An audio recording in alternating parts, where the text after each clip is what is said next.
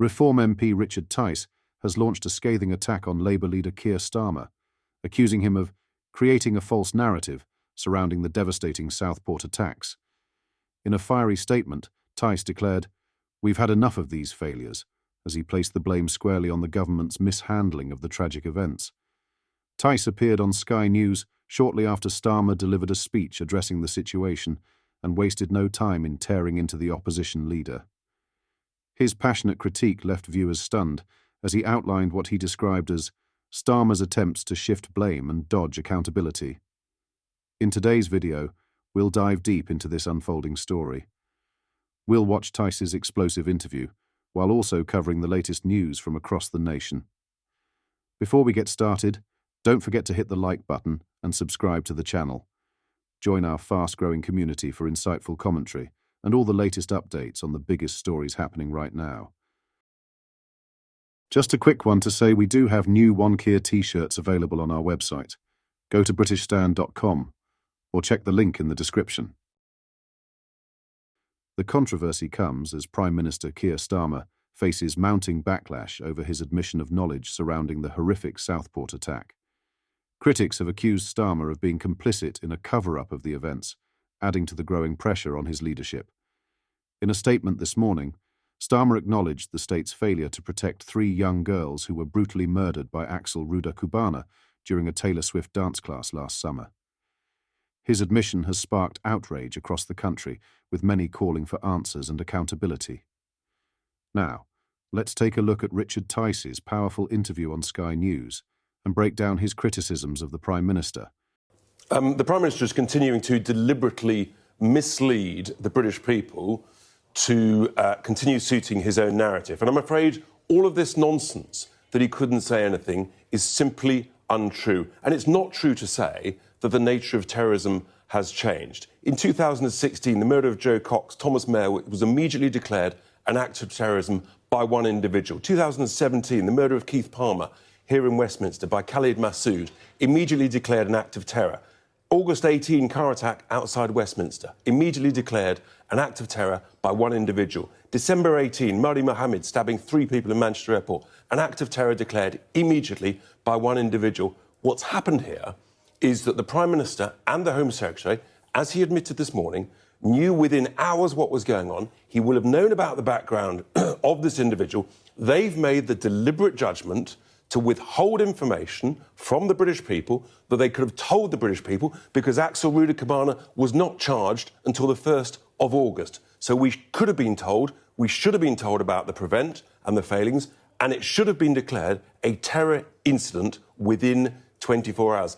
That is why the British people were so angry and are still raging about this. You say the phrase deliberately mislead. The question then is, from your perspective, if that is the case, and I'm sure Sir Keir would very much disagree with you, why?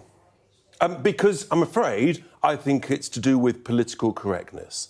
They were nervous about the background of this individual and the failings of institutions multiple times. Prevent that we'd already been told after the London Bridge attacks, we'd already been told that Prevent was going to be reorganised and sorted out. We knew of its failings.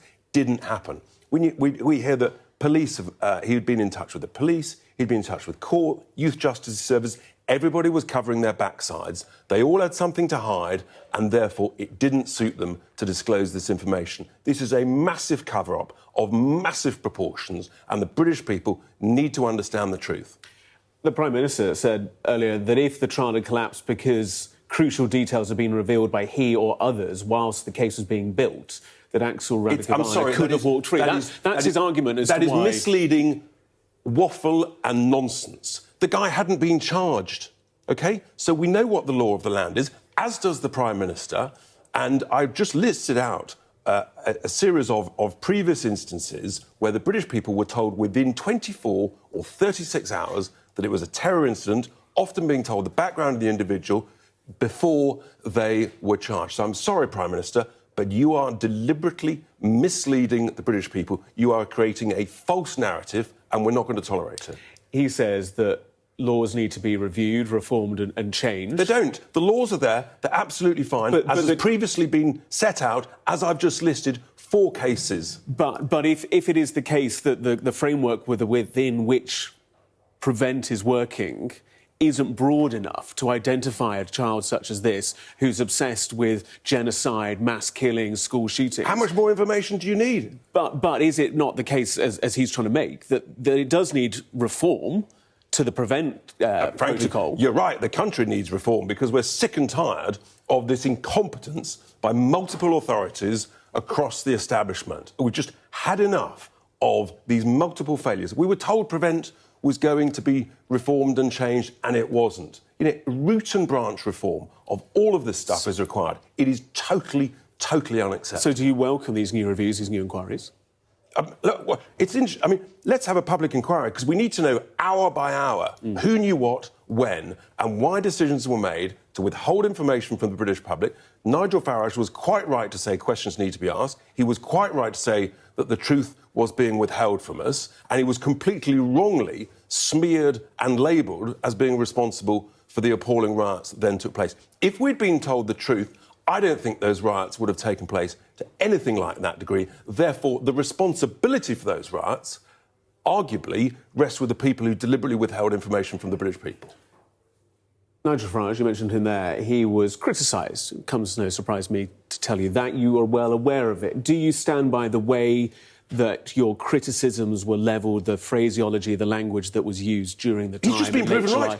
He's literally been proven right. That we said questions need to be asked and answered, and he said, is the truth being withheld? And it turns out the truth was being withheld. The Home Secretary and the Prime Minister knew exactly what was going on.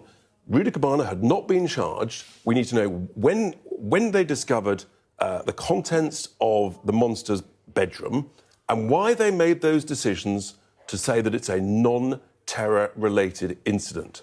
The day after, and then even months later, on the 29th of October, the Chief Constable of Merseyside Police inexplicably still said it's non-terror-related. Richard Tice, Reform MP, thank you for your time. What are your thoughts on this and Starmer? Let me know in the comments. In some other news, Rachel Reeves's plans to approve a major expansion of London's airports, including the long-debated third runway at Heathrow, have been branded desperate as she attempts to boost economic growth. The Chancellor is preparing to give the green light to 3 significant airport projects across the capital, with plans to bring Gatwick's second runway into full-time use and increase capacity at Luton Airport. Announcements are expected to come later this month as part of a broader speech on growth initiatives, despite anticipated opposition from senior Labour figures and environmental groups. The Chancellor has been searching for policies to boost growth, which is predicted to be just 1.6% this year. Rising borrowing costs and a recent dip in the pound have forced Reeves to seek deep spending cuts whilst simultaneously looking for ways to stimulate the economy. Last week, Reeves emphasised the need to move further and faster in pursuit of economic growth. The airport expansion plans form part of a broader growth package that could include the £9 billion Lower Thames Crossing project and a new Universal Studios theme park near London. Heathrow's £14 billion third runway project could increase capacity by 260,000 flights annually. Energy Secretary Ed Miliband is understood to be strongly opposed to the airport expansion plans, as the move could complicate efforts to meet the UK's carbon budget requirements, which Miliband oversees. The Climate Change Committee has previously stated that there should be no net airport expansion unless the carbon intensity of aviation is outperforming the government's emissions reduction pathway. London Mayor Sadiq Khan has also voiced strong opposition to the expansion plans.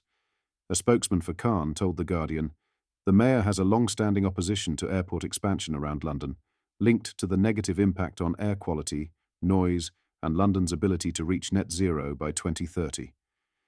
Labour backbenchers are expected to resist the proposals, particularly those representing constituencies near the airports.